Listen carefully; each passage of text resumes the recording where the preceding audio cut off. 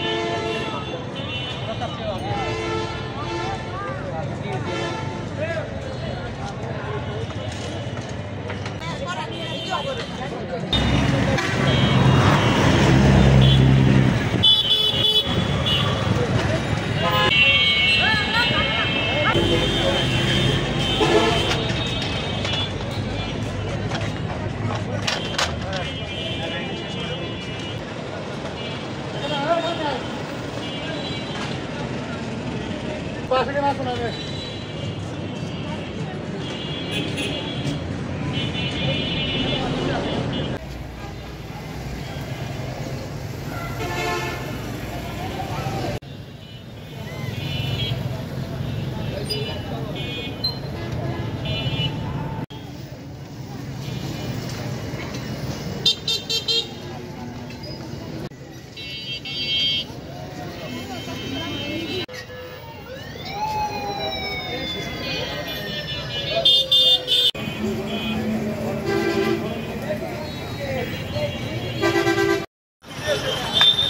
আপনারা কি অভিযানের জন্য এসেছিলেন ভাই?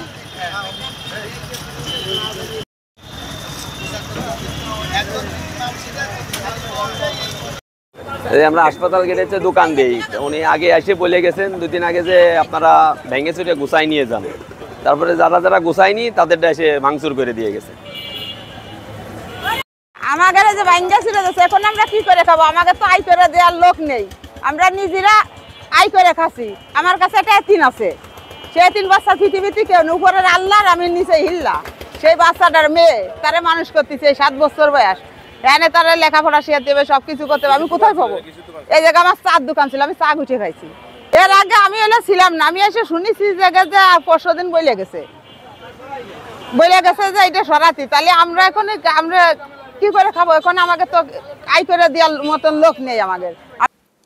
দৌলতদিয়া, ফরিদপুর, মাগুরা, যশোর, মাগুরা, ঝিনাইদহ, খুলনা এই সড়কের মাগুরা অংশের সদর হাসপাতাল সংলগ্ন যে সড়কের জমিতে অবৈধ যে স্থাপনা ছিল, আজকে সেটা উচ্ছেদ করা হয়েছে এবং এই উচ্ছেদ কার্যক্রম একটা চলমান প্রক্রিয়া, প্রয়োজন সাপেক্ষে এটা চলতে থাকবে।